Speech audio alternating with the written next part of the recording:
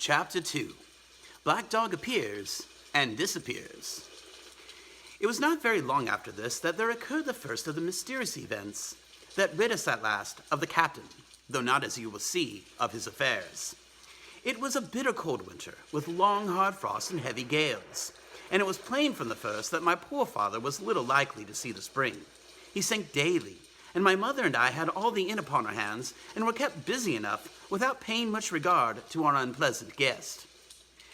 It was one January morning, very early, a pinching, frosty morning, the cove all gray with hoarfrost, the ripple lapping softly on the stones, the sun still low and only touching the hilltops and shining far to seaward.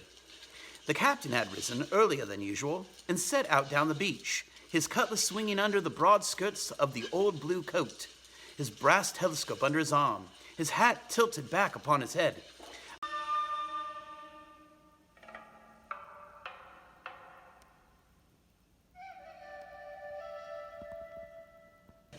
I remember his breath hanging like smoke in his wake as he strode off, and the last sound I heard of him, as he turned the big rock, was a loud snort of indignation, as though his mind was still running upon Dr. Livesey. Well, Mother was upstairs with Father, and I was laying the breakfast table against the captain's return, when the parlor door opened, and a man stepped in on whom I had never set my eyes before. He was a pale, tallowy creature, wanting 2 fingers of the left hand, and though he wore a cutlass, he did not look much like a fighter. I had always my eyes open for a seafaring man with 1 leg or 2, and I remember this one puzzled me. He was not sailorly, and yet he had a smack of the sea about him too. I asked him what was for his service, and he said he would take rum, but as I was going out of the room to fetch it, he sat down upon a table and motioned me to draw near. I paused where I was with my napkin in my hand. "Come here, sonny," says he. "Come near here." I took a step nearer. "Is this here table for my mate Bill?" He asked with a kind of a leer. I told him I did not know his mate Bill, and this was for a person who stayed in our house, whom we called the captain. "Well," said he, "my mate Bill would be called the captain as like as not. He has a cut on 1 cheek, and a mighty pleasant way with him, particularly in drink, has my mate Bill. We'll put it, for argument like, that your captain has a cut on 1 cheek. And we'll put it, if you like, that cheek's the right one. Ha ha! Well, I told you. Now is my mate Bill in this here house?" I told him he was out walking. "Which way, sonny? Which way is he gone?"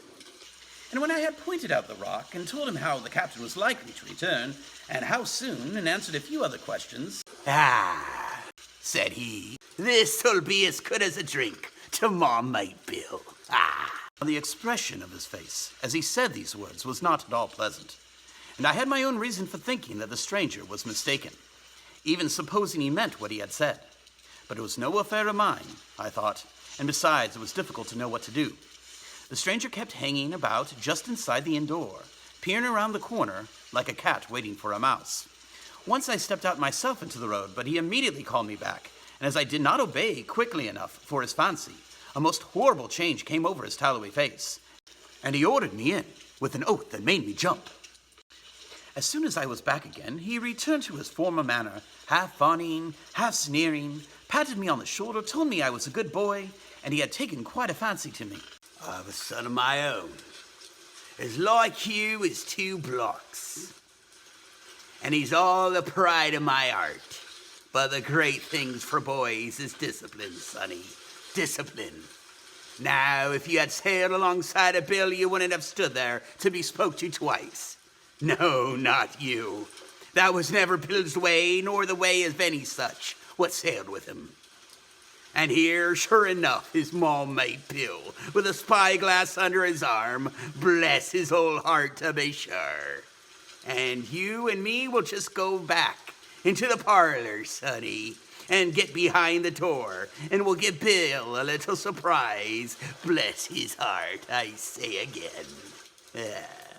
So saying, the stranger backed along with me into the parlor and put me behind him in the corner, so that we were both hidden by the open door. I was very uneasy and alarmed, as you may fancy, and it rather added to my fears to observe that the stranger was certainly frightened himself. He cleared the hilt of his cutlass and loosened the blade in the sheath, and all the while we were waiting there, he kept swallowing as if he felt what we used to call a lump in the throat. At last in strode the captain, slammed the door behind him without looking to the right or to the left, and marched straight across the room to where his breakfast awaited him. "Bill," said the stranger in a voice I thought he had tried to make bold and big. The captain spun around on his heel and fronted us. All the brown had gone out of his face, and even his nose was blue. He had the look of a man who had seen a ghost, or the evil one, or something worse, if anything there can be. And upon my word, I felt sorry to see him, all in a moment, turn so old and sick. "Come, Bill, you know me. An old shipmate, surely," said the stranger. The captain made a sort of a gasp.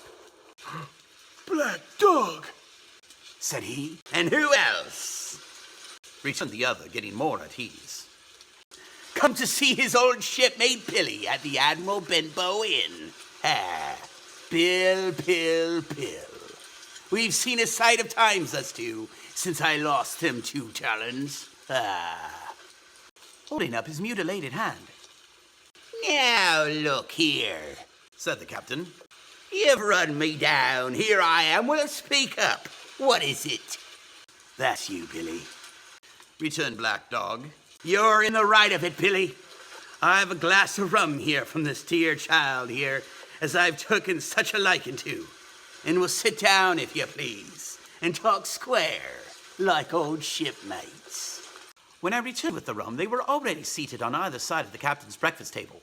Black Dog next to the door and sitting sideways so as to have one eye on his old shipmate, and one, as I thought, on his retreat. He bade me go and leave the door wide open. "None of your keyholes for me, sonny," he said, and I left them together and retired to the bar. For a long time, though I certainly did my best to listen, I could hear nothing but a low gabbling. But at last, the voices began to grow higher and I could pick up a word or two, mostly oaths from the captain. No, and the end of it," He cried once, and again, "if it comes to swinging. Swing all, says I." Then all of a sudden there was a tremendous explosion of oaths and other noises. The chair and table went over in a lump. A clash of steel followed, and then a cry of pain. In the next instant, I saw Black Dog in full flight and the captain hotly pursuing, both with drawn cutlasses, and the former streaming blood from the left shoulder. Just at the door, the captain aimed at the fugitive one last tremendous cut, which would certainly have split him to the chin, had it not been intercepted by our signboard of the Admiral Benbow. You may see the notch on the lowest side of the frame to this day.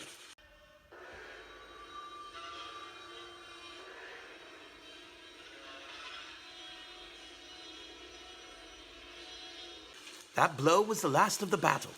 Once out upon the road, Black Dog, in spite of his wound, showed a wonderful clean pair of heels and disappeared over the edge of the hill in half a minute. The captain, for his part, stood staring at the signboard like a bewildered man. Then he passed his hand over his eyes several times and at last turned back into the house.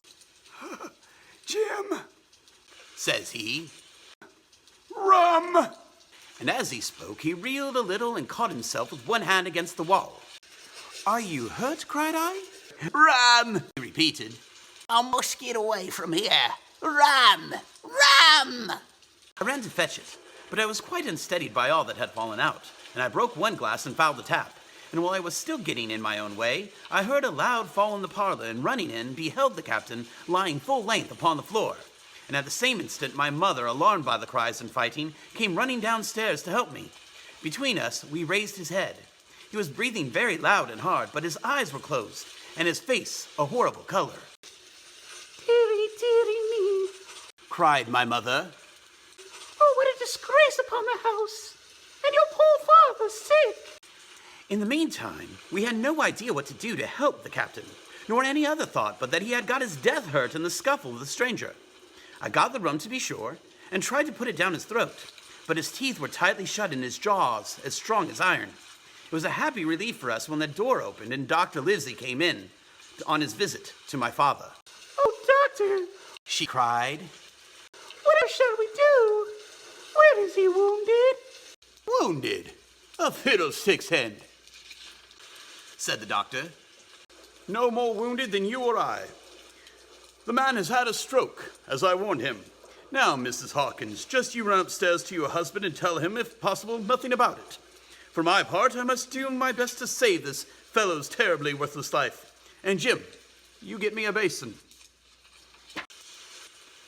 When I got back with the basin, the doctor had already ripped up the captain's sleeve and exposed his great sinewy arm. It was tattooed in several places. Here's luck, a fair wind, and Billy Bones his fancy were very neatly and clearly executed on the forearm, and up near the shoulder there was a stretch of gallows and a man hanging from it, done, as I thought, with great spirit.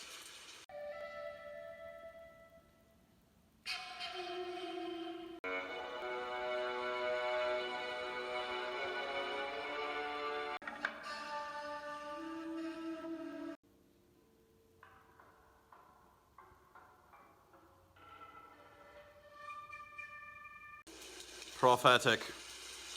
Said the doctor, touching the picture with his finger. And now, Master Billy Bones, if that be your name, we'll have a look at the color of your blood. Jim, are you afraid of blood? No, sir, said I.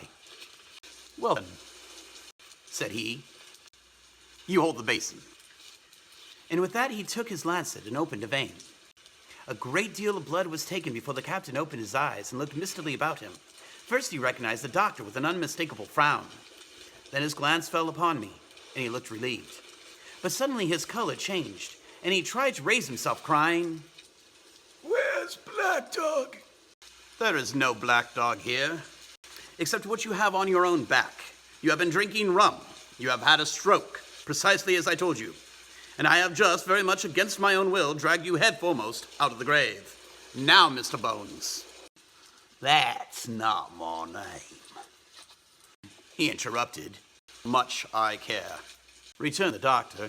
It's the name of a buccaneer of my acquaintance, and I call you by it for the sake of shortness. And what I have to say to you is this. One glass of rum won't kill you, but if you take one, you'll take another. And I stake my wig. If you don't break off short, you'll die. Do you understand? Die and go to your place like the man in the Bible.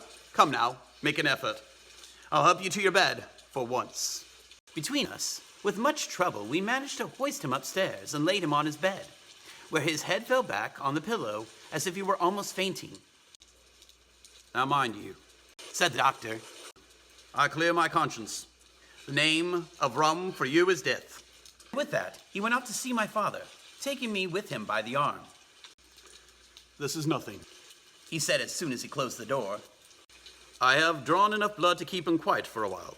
He should lie for a week where he is. That is the best thing for him and you. But another stroke would settle him.